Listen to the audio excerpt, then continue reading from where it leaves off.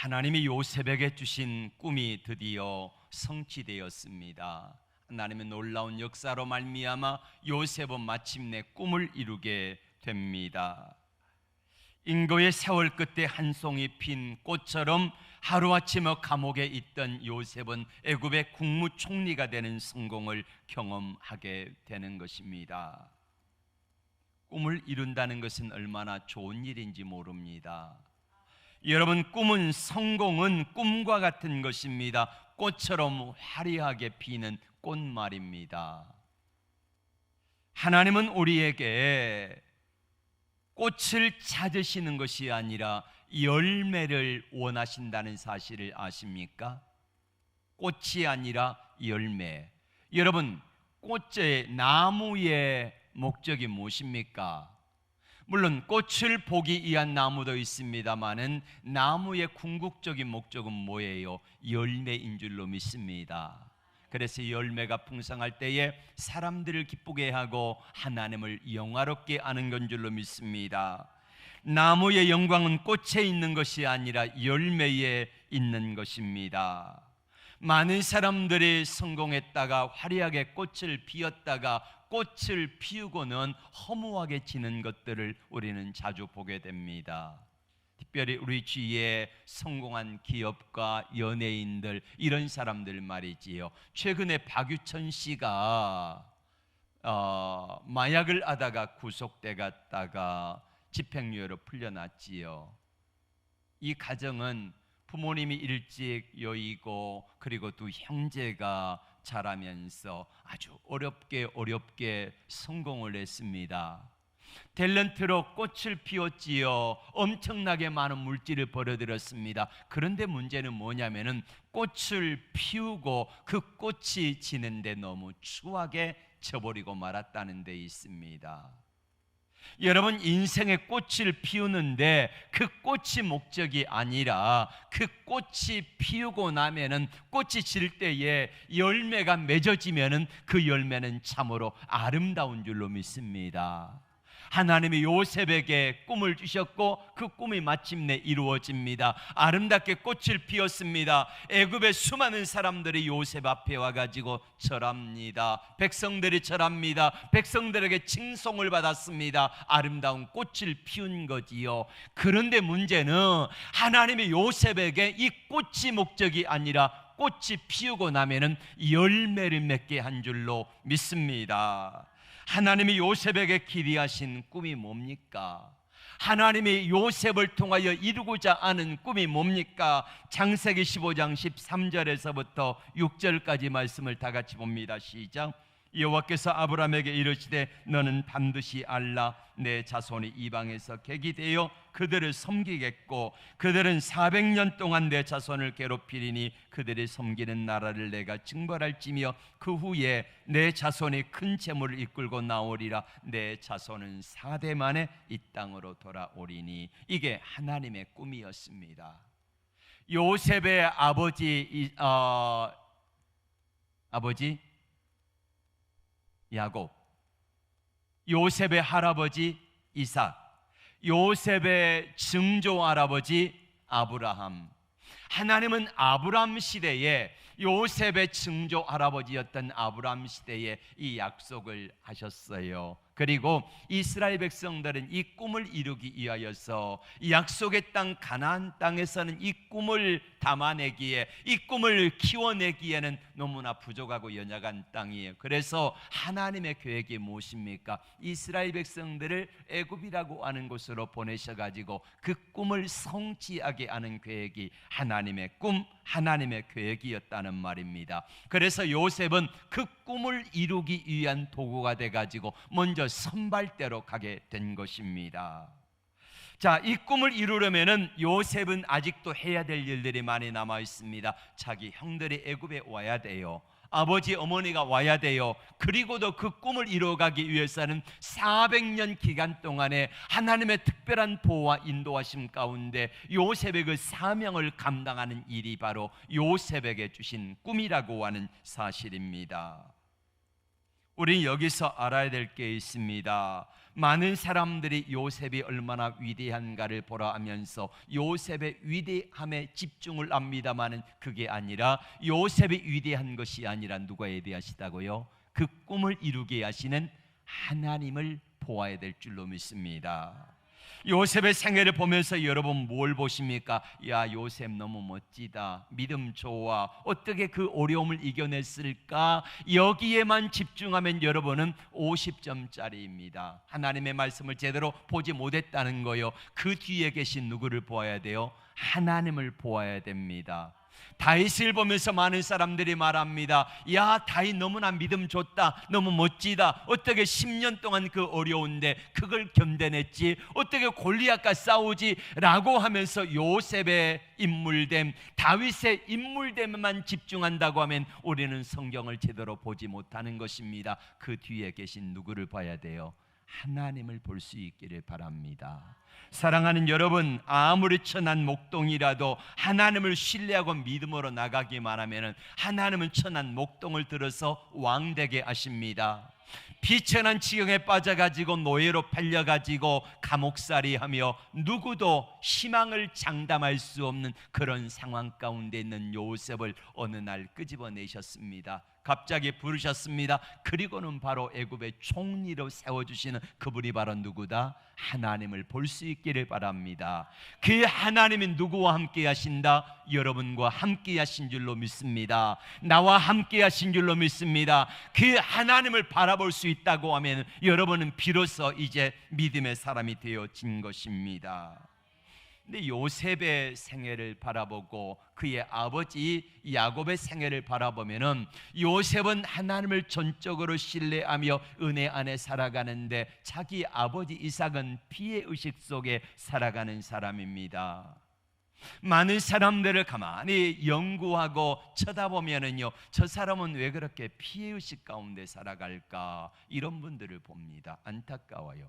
말하는 게 늘 피해의식 가운데서 나는 누구 때문에 안 돼, 누구 때문에 피해를 당했어 이러면서 자꾸 다른 사람을 탓하고, 남편 탓하고, 아내 탓하고, 목사 탓하고, 성도 탓하고, 사람들 탓하고, 환경을 탓하고, 그러면서 이 사람 저 사람 탓하며 살아간 그런 사람들을 보면 일생 입술이요 평안하지를 못해요.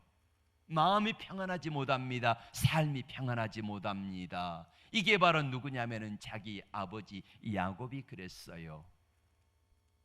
야곱은 늘 다른 사람을 핑계대고 불평하고 원망하다가 그렇게 살아갔던 사람이 바로 야곱입니다. 하나님의 특별한 은혜를 경험하지 못합니다. 그런데 요셉은요 늘 하나님의 은혜 가운데 살아갑니다.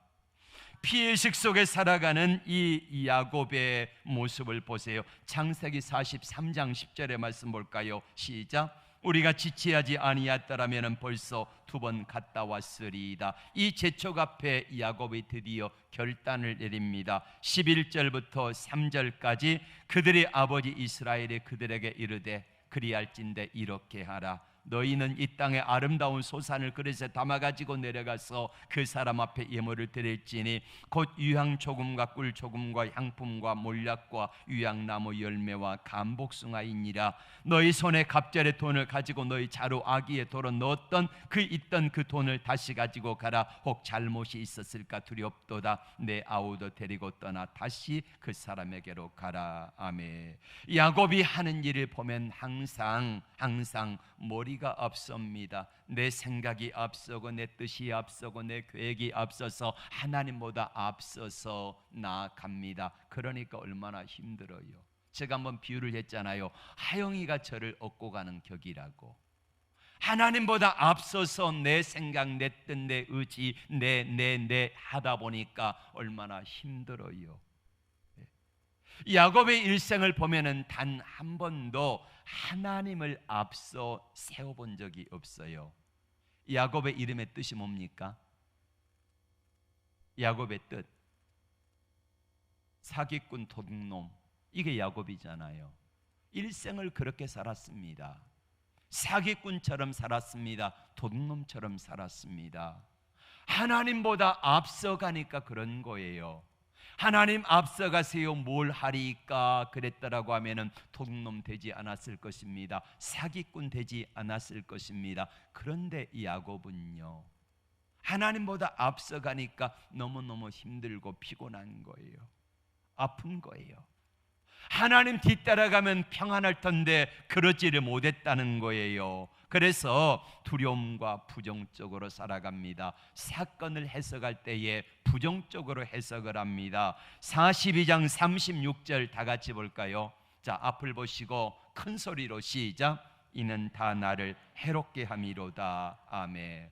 하나님보다 앞서서 가니까 하나님의 시각으로 볼 줄 몰라요. 그러니까 매사가 다 뭐예요? 나를 해롭게 하는 것으로 보여지더라 이 말입니다. 한번 생각해 보세요.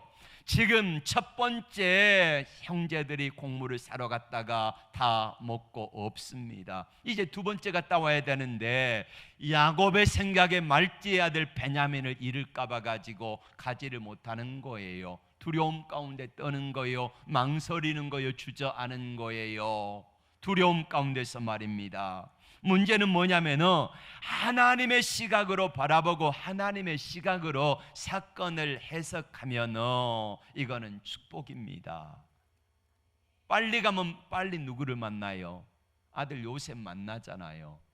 그런데 사람의 생각으로 사람의 시각으로 바라보니까 빨리 가면 빨리 아들을 만날 수 있는 지름길이 열려져 있는데 그걸 보지 못하니까 막내 아들 잃으면 어떡할까, 어려움을 당하면 어떡할까, 죽으면 어떨까, 이런 생각 저런 생각에 두려움 가운데 살아간다는 거예요. 여러분, 그래서 하나님은 우리에게 말씀하십니다. 너희 짐을, 너희 염려를, 너희의 길을 여호와께 맡기라. 그러면 하나님께서 이루시리라. 할렐루야. 하나님께 맡길 수 있는 믿음을 가지기를 주의 이름으로 축원합니다. 하나님께 맡기고 믿음으로 나아가면 하나님의 시각으로 바라보면 이건 지름길 맞아요. 이건 어려운 길 아니에요. 두려운 길 아니라는 말이에요. 그런데 하나님의 시각으로 바라보지 아니하고 인간의 사람의 생각과 눈으로 바라보니까 지금 야곱이 고통스러워 하는 거잖아요. 다시 말씀드립니다만 야곱은 하나님께 먼저 맡겨본 일이 없어요. 뭐든지 자기 주관입니다. 자기 꾀입니다. 장자권을 예로 들어볼까요? 장자권 하나님이 약속하셨습니다. 아브라함이 태중에서 리브가에게 뱃속에 있을 때에 뭐라고 말씀하십니까? 큰 자가 어린 자를 섬기리라. 장자권이 누구에게 있어요? 누구? 야곱에게 있잖아요. 하나님의 약속입니다. 그러면은 하나님을 그대로 따라가기만 하면 될 터인데 자기가 장자권을 사기 위해서 형에게 팥죽 한 그릇에 사잖아요. 어머니하고 아들이 모의해가지고 아버지 이삭의 눈이 어두울 때에 장자권을 억지로 쟁취하잖아요. 도망자가 됐습니다. 외삼촌 집에 가가지고 죽도록 고생을 합니다. 이런 일을 하지 않아도 됐는데 자꾸 내가 해보려고 하다니까 어려움에 빠지고 절망에 빠지고 그리고 두려움 가운데 방황하는 것입니다. 옆에 사람에게 쿡 찌르면서 조는 분이 계시니까 옆에 사람 쿡 찔러보세요. 그러지 맙시다. 그러지 맙시다. 이 야곱의 모습을 바라보면서 우리는 그러지 말아야 된다는 것입니다. 야곱은 인간의 욕망, 두려워하는 인간적인 전형적인 모델입니다. 믿음이 있어요. 야곱이 믿음이 있습니다. 하나님 알아요. 하나님 믿어요. 하나님 신뢰해요. 그런데 야곱은 하나님을 믿기는 믿지만은 단 한 번도 하나님 최고 1번 해보지를 못했어요. 그러니까 하나님이 찾아오셔가지고 뭐라고 말씀하십니까? 야, 네가 1번이냐 내가 1번이냐. 이 씨름이 바로 야복강의 씨름이잖아요. 하다 안 되니까 하나님이 찾아오셔가지고 그렇게 말씀하시는 거예요. 감사한 것은 이런 야곱을 붙잡아 주시는 하나님이 계십니다. 하나님이 포기 안 하십니다. 끝까지 붙잡아 주십니다. 결국에는 창세기 43장 14절의 말씀 같이 볼까요? 앞을 보시고 큰 소리로 시작.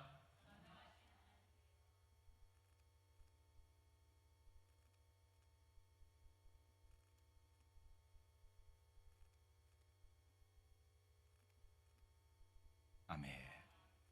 마지막에야 하나님께 내가 자식을 이르면 이르리로다 하고 맡기는 것입니다. 목욕탕에 가면은 큰 빨간 글씨로 이런 글이 쓰여져 있죠. 뭐라고 쓰여져 있습니까? 맡기지 않는 물건은 책임지지 않습니다. 주인백. 저는 이 말씀을 늘 보면서요, 이 글을 보며 그런 생각을 해요. 하나님께 내 인생을 얼마나 맡기며 살아가고 있는가. 여러분은 하나님께 여러분 인생을 얼마나 맡기고 살아가고 있습니까? 제가는 한 번은요, 목사의 총무를 하면서 몇백만 원의 돈을 가지고 앞에 차고 다녔습니다. 얼마나 부담스러운 일인지 몰라요. 사우나에를 갔는데 그걸 그냥 생각 없이 옷장에다 넣어놓고 왔거든요. 한참 있다 생각해 보니까 돈이 생각나는 거요. 제게는 큰 돈이잖아요. 그거 잃어버리면 어떡하지? 고민하다가 제가 어떻게 할게요? 다시 나와가지고 주인에게 맡겼습니다. 그랬더니 내 마음이 목욕하는 내내 얼마나 평안한지 몰라요. 여러분 인생에 귀중한 거, 어려운 거 무엇이든지 주인 되신 하나님께 맡기시기를 바랍니다. 맡기면은요 행복해요. 하나님이 책임져 주세요. 인도해 주세요. 이 은혜가 있기를 축복합니다. 제발 좀 맡기고 갑시다. 맡기고 삽시다. 내 인생의 주인이신 하나님께 맡기라 그랬는데 야곱은 맡기지를 못했어요. 단 한 번도 하나님께 먼저 하나님 어떡할까요? 맡기지를 못했습니다. 뭐든지 내가 중심이에요. 내가 해야 직성이 풀려요. 뭐든지 내가 하는 겁니다. 인간적인 생각, 인간적인 경험, 방법 다 동원하는 것. 그래서 하나님이 하다 안 되겠으니까 야복강에서 만나잖아요. 여러분 야곱이 14년 동안 죽어라 고생해가지고 두 아내 얻었습니다. 자녀들 태어났습니다.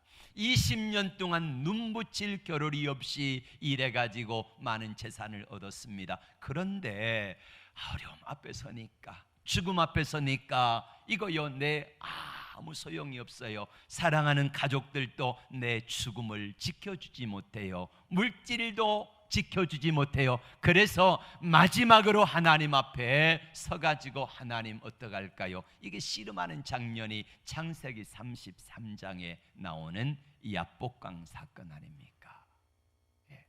에서를 만납니다. 하나님께 다 맡기고 갔더니 에서가 죽이려고 왔다가 오히려 야곱을 끌어안고 울면서 20년 만에 형제가 상봉하는 놀라운 결과를 낳게 되는 것입니다. 하나님은 여러분의 능력, 여러분의 힘, 여러분의 꾀, 여러분의 재주, 여러분의 힘 가지고 무엇인가를 하려고 할 때요 가만히 지켜보세요. 얼마나 잘하나 보자. 그리고 마지막에 항복할 때에 하나님 내 힘으로는 안 되네요. 하나님 도와주세요. 그때야 역사하시고 일하세요. 저를 비롯한 많은 사람들이 다 해보고 안 되니까 처음에는 내 생각대로 해봅니다. 그 안 되면 사람들을 불러요. 도와달라고 합니다. 그래도 안 되니까 이것저것 다 빼앗기고 잃어버리고 나서야 그때야 하나님 앞에 오는 어리석은 사람들이 있다는 말이에요. 우리 옆에 사람 다시 국지리면서 그러지 맙시다. 시작. 제발 그러지 맙시다. 제발 그러지 말아야 돼. 그러지 맙시다. 많은 사람들이 야곱처럼 살면은요 힘들어요. 야곱이 바로왕 앞에 섰을 때에 이렇게 말했습니다. 내 나이 137세이지만은 험악한 세월을 보내었나이다. 무슨 세월? 험악한 세월. 아니 누가 야곱에게 험악한 세월 보내라 그랬나요? 자기가 자기 꾀에 빠져가지고 그 험악한 세월을 보냈지 말입니다. 그러나 요셉은 항상 은혜를 구했습니다. 하나님의 은혜를 구하고 하나님의 지혜를 구하니까 그 모든 일들을 잘 넘어가게 하신 줄로 믿습니다. 그리고 요셉의 삶을 한마디로 말하면은 따라합시다. 성령 충만한 삶. 성령 충만한 삶을 살았다는 거예요. 바로 왕 앞에 갔을 때에 바로 왕이 요셉을 뭐라고 말합니까? 창세기 41장 38절 9절 시작. 바로가 그의 신하들에게 이르되 이와 같이 하나님의 영에 감동한 사람을 우리가 어찌 찾을 수 있으리요 하고 요셉에게 이르되 하나님이 모든 것을 내게 보이셨으니 너와 같이 명철하고 지혜 있는 자가 없도다. 아멘. 요셉을 한마디로 말하면 어떤 사람이냐? 하나님의 신에 성령에 충만한 사람입니다. 하나님의 성령에 충만하니까 하나님의 성령이 지혜를 주십니다. 은혜를 주십니다. 열어주십니다. 인도해 주십니다. 역사하십니다. 이렇게 함께 하셨다는 말이에요. 문제는 누가 그 하나님의 손길에 붙잡히느냐 하는 것입니다. 스가랴서 4장 6절과 7절 말씀 다 같이 볼까요? 시작. 그가 내게 대답하여 이르되 여호와께서 스룹바벨에게 하신 말씀이 이러하니라. 만군의 여호와께서 말씀하시되 이는 힘으로도 되지 아니하며 능력으로 되지 아니하고 오직 나의 영으로 되느니라. 힘과 능력으로가 아니라 하나님의 성령으로 된다. 그 다음 절 시작. 큰 산아 내가 무엇이냐? 내가 스룹바벨 앞에서 평지가 되리라. 할렐루야. 여러분, 스룹바벨이라고 하는 바벨론 포로에서 돌아온 총독이 있습니다. 그의 사명은 성전을 건축하는 일입니다. 자, 저를 보시고요. 그런데 이 성전을 건축하는 일에 너무너무 어려움이 많아요.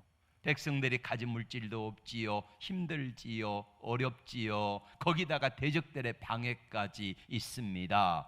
자, 이런 큰 산 앞에서 스룹바벨과 이스라엘 백성들은 하나님께 기도합니다. 성령으로 충만하게 됩니다. 그랬더니 스룹바벨 앞에서 큰 산과 같은 문제가 다 떠나간 줄로 믿습니다. 해결되는 줄로 믿습니다. 예수님은 12제자를 부르셨습니다. 그리고 12제자를 3년 반 동안이나 훈련을 시키셨죠. 근데 문제는 뭐냐면은 예수님이 십자가에 못 박혀 돌아가시고 죽으시고 부활하셨음에도 불구하고 제자들은 뿔뿔이 흩어지고 말았습니다.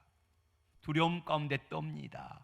저들이 어떻게 강력한 하나님의 군사가 될 수 있었을까요? 마가 다락방에 올라갑니다. 이 120명이 성령으로 충만하게 됩니다. 그러자 저들이 나가서 증거할 때에 아무도 막을 수 없는 능력의 사람들이 된 줄로 믿습니다.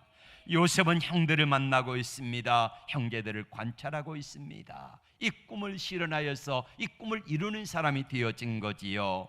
형제들을 집으로 불러 돌려보낼 때에 첫 번째 10명이 왔을 때에 그 가운데서 시므온을 콕 집어가지고 감옥에 가두었습니다. 왜 시므온을 가뒀을까? 이런 생각을 해봅니다. 왜 그랬을까? 시므온은요 굉장히 난폭한 사람입니다. 포악한 사람이에요. 창세기 34장에 보면은 자기 여동생 디나가 세겜 사람들에게 의해서 강간을 당할 때에 그때의 그 모습을 보고 화친 조약을 맺기 위해서 남자들이 할례받아 앓고 누워 있을 때에 그때 가가지고 시몬과 레이가 가서 칼로 이 세겜 사람들을 남자들을 많이 죽여버렸던 난폭한 사람이에요. 성경에 나와 있지 않지만 요셉이 팔려갈 때에 10명의 형들이 자기를 팔아버립니다. 그때 주동이 된 사람이 시몬이 아닐까 우리는 추측을 하고 있습니다. 여러분, 한 사람의 부정적인 사람이요 10명 가운데 섞여 있으면 그 사람들 어떻게 될 것 같습니까? 이 사람들이 선한 사람으로 교화될 것 같습니까? 믿음의 사람, 긍정적인 사람이 두세 명 있고 부정적인 사람이 한 사람 있으면 이 긍정적인 사람 때문에 부정적인 사람이 할렐루야 막 은혜 받아가지고 충만해가지고 변할 것 같습니까? 아닙니다. 한 사람 때문에 나머지 두 사람의 긍정적인 사람들도요 이 사람들이 부정적인 사람으로 변할 수 있는 여지가 더 많습니다. 그래서 하나님께서는 요셉에게 지혜를 주셔가지고 요셉이 자기 형제들을 돌려보낼 때에 만약에 시몬이 가면서 이렇게 말했다고 생각해 보세요. 우리 절대 가면 안 돼. 그러면 요셉의 꿈이 끝나는 겁니다. 형들 가지 마라. 얘들아 가지 말자. 선동했다고 하면 안 되는 거예요. 그래서 하나님께서는 요셉에게 지혜를 주셔가지고 이 시므온을 첫 번째 감옥에 가둔 거지요. 그리고 두 번째 만난 것입니다. 이제 요셉은 두 번째 형들을 만나가지고 그 자기 베냐민 동생이 있는 것을 보게 됩니다. 43장 30절 읽겠습니다. 시작.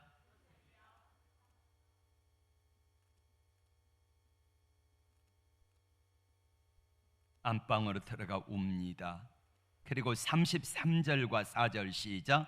그들이 요셉 앞에 앉되 그들의 나이에 따라 앉히게 되니 그들이 서로 이상히 여겼더라. 요셉이 자기 음식을 그들에게 주되 베냐민에게는 다른 사람들보다 5배나 주매 그들이 마시며 요셉과 함께 즐거워하였더라. 아멘. 여러분, 여기서 우리가 질문을 하나 해봅니다. 왜 요셉은 자기 동생 베냐민에게 5배를 주었을까요? 왜 5배를 주었을까? 자, 형들을 요셉이 앉히는데 순서대로 앉힙니다. 요셉 가까이서부터 앉히는데 르벤 이리 와, 시므온, 레위, 유다, 단, 납달리, 갓, 아셀, 그 다음에 이사갈, 스불론, 베냐민, 이렇게 차례대로 앉힙니다. 형제들이 깜짝 놀랐어요. 자기 형제의 서열을 알고 있거든, 저 사람이. 와, 대단하다. 이 형제들은 요셉일 거를 감히 상상을 못한 거지요. 그런데 보니까 능력 있는 사람 맞아요. 와, 어떻게 우리의 서열을 알았지?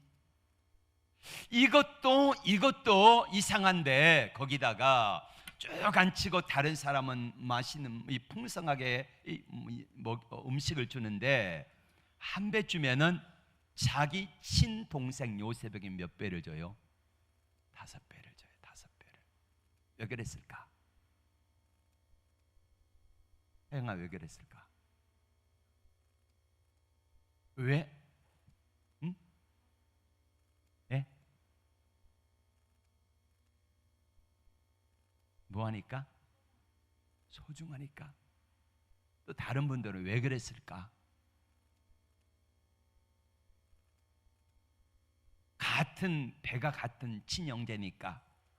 라헬의 유일한 혈육이 요셉과 베냐민이잖아요. 그래서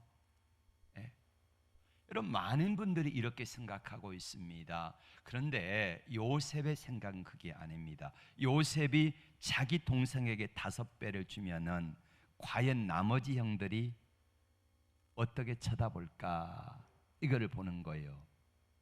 요셉이 왜 형들에게 팔려갔습니까? 시기 질투심 때문이잖아요. 요셉은 자기 막내 동생 베냐민에게 5배를 주면서 과연 형들이 심사가 어떠한가를 보는 거예요.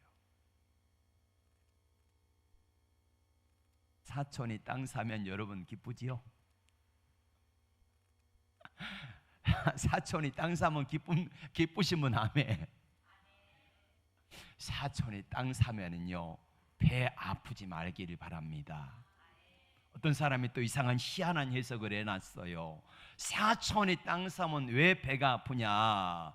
옛날에는 거름이 많지 않아 가지고 그 화장실에다가 이거 이제 푸세식 해가지고 그거를 다 논밭에다가 줬잖아요. 그러면 거름이 된다. 그래서 내가 똥을 싸가지고 사촌의 땅에다가 거름 준다, 이렇게 해석을 하는데 그거는 웃긴 이야기고, 저를 쳐다봐 주세요. 사촌의 땅 사면은 배 아프지 않기를 바랍니다. 축복해 줄 수 있는 사람이 되기를 바랍니다. 그게 진짜 복이라는 말이요. 진짜 복이다. 자, 오늘 34절 마지막 절에 보세요. 베냐민에게 시작. 베냐민에겐 다른 사람보다 5배나 주매 그들이 마시며 즐거워했더라. 나머지 10명의 형들이 눈이 안 돌아가요. 안 돌아가. 5배를 주었어도 다른 형들이 시기하고 질투하지 않았다는. 22년 전에는 요셉 때문에 시기하고 질투했는데 22년이 지난 후에 형들의 마음이 바뀐 거예요. 그래서 하나님이 축복하신 것입니다. 마지막으로 해밍웨이의 법칙을 소개합니다. 해밍웨이의 법칙 처음 들어봤지요? 해밍웨이의 법칙. 해밍웨이는 무기여 잘 있거라 노인가 바다 이렇게 해서 이 글을 써가지고 소설로 노벨 문학상을 받은 사람입니다. 1m 82인가 3가 그래요. 키도 크고 잘생긴 백인이에요. 수염도 이렇게 구렛나룻이 멋있지요. 돈을 벌어가지고 저기 쿠바에 어디죠? 아바나? 사바나? 여기 가가지고 살면서 거기서 낚시하는 게 취미였다 그래요. 이렇게 살았습니다. 많은 작품들을 남겼지요. 이 해밍웨이의 법칙이라는 말은 무슨 말이냐면은 이겁니다. 대학교 교수가 수십 명의 수강 학생들에게 이렇게 말을 했습니다. 자, 여기다가 조그만 쪽지에다가 자기 이름을 크게 써서 풍선에다가 넣고 그리고 풍선에 바람을 불어 넣어 가지고 공중으로 뛰어날려라.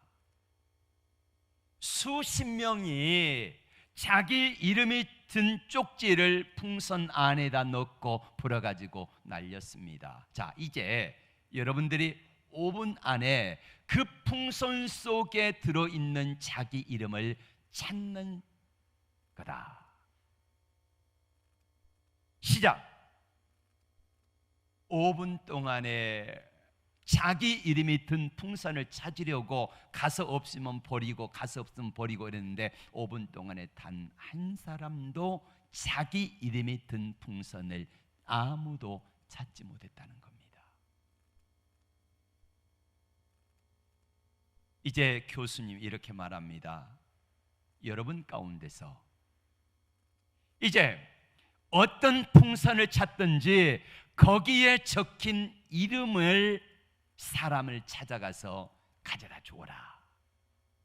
5분도 못 돼가지고 거기 모인 모든 수강생들이 자기 이름이 든 풍선을 자기 손에 들게 되었습니다. 교수는 이렇게 말했습니다.